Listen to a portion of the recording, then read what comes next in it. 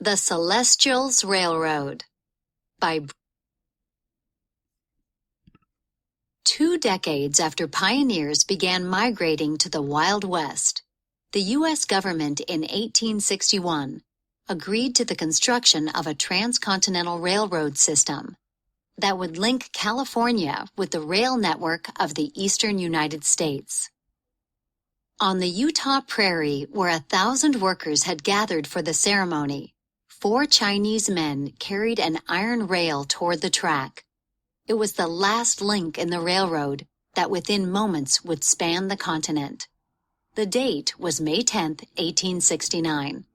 The Union Pacific locomotive stood to one side and the Central Pacific to the other.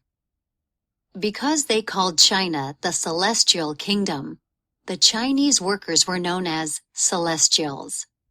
Few of their fellow railroad workers bothered to learn their names. No one knows their names today.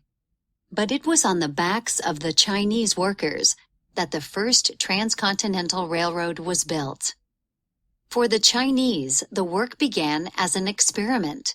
Many Chinese men had come to America during the first California gold rush. When they did not strike it rich in the gold fields, they sought other work, but faced discrimination instead. Celestial.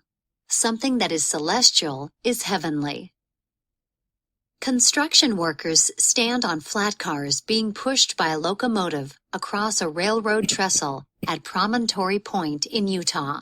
Then, in 1863, Central Pacific and Union Pacific Railroad tycoons agreed to build a coast-to-coast link.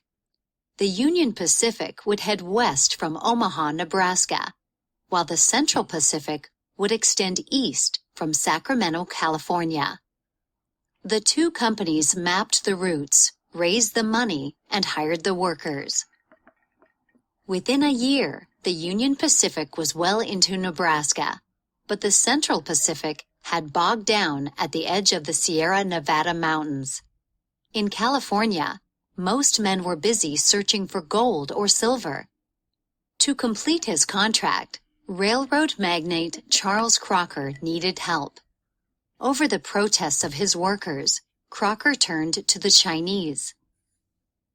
In February 1865, 50 Chinese men were transported by flat car to the rail's end in the Sierra foothills.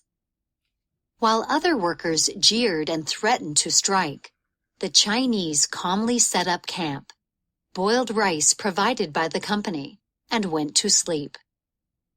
Up at dawn, with picks and shovels in hand, they worked 12 hours straight without complaint. By sundown, Crocker had telegraphed his office in Sacramento, "Send more Chinese." Within a few months, 3,000 Chinese were pushing the Central Pacific eastward. By the end of 1865, more than 6,000 Chinese were working on the railroad. As the Central Pacific soared toward Donner Summit at the top of the Sierras, the Chinese took jobs no one else would touch. They hung from ropes draped over the edges of cliffs and tapped holes into the sides of mountains. After inserting dynamite, they jerked the ropes and were yanked upward. If they were lucky, they cleared the explosion and lived to tap more holes. If not, they fell into the gorge below. Chinese workers blasted tunnels with nitroglycerin when other workers would not touch the explosive liquid. They graded hillsides. They chopped trees. They carried dirt in wheelbarrows, filled huge gorges with it, leveled it, and laid railroad ties evenly across it. Other workers then laid the iron rails and hammered them down, while the Chinese went ahead to prepare the next mile. Most other workers ate stale meat and drank brackish water. Because the Chinese paid for their own food, they were allowed to choose their food. They chose things that were familiar to them, such as oysters, cuttlefish, vegetables, rice, and tea. Crossing Donner Summit at 7,000 feet, Many other workers took sick or quit, but the Chinese kept going. East portal of Summit Tunnel of the Central Pacific Railroad, during construction in the Sierra Nevada mountains, California.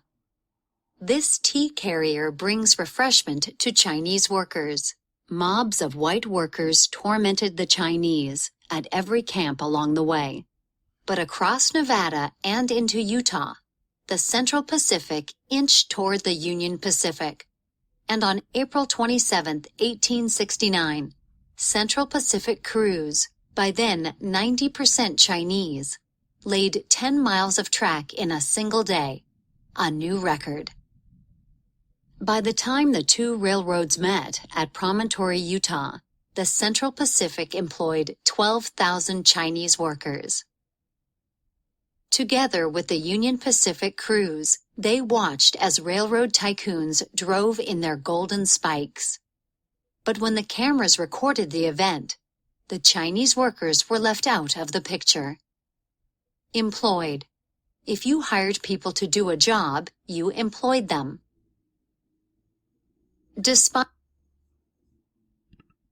On May 10, 1869, the single word, "done," was telegraphed across the continent. Finished with their monumental task, the Chinese rode the Central Pacific back across the track they had laid. Some went back to Chinatown communities in Sacramento, San Francisco, and other cities. Others went to Canada, where they helped build the Canadian Pacific Railroad, or worked on routes in California. Many spread out across the West, finding work or staking claims in mining towns, such as Deadwood, South Dakota, and Tombstone, Arizona. Their labor and sacrifice had connected the east and west coast of the growing nation. Come one, come all. The Chinese were unique in America's westward expansion because they were one of the few immigrant groups that did not come to settle permanently. Drawn for many of the same reasons as Americans who were looking for a better life or religious freedom, immigrant groups from around the world established small communities throughout the West. Most of the Chinese, however, were men who had left their families behind in China. Their intention was to work hard, save their money, and return to their homeland. Sacrifice. A sacrifice is the act of giving up something valued for something or someone else. These locomotives in Utah's Golden Spike National Historic Site are replicas of the engines present at the meeting of the two railroads.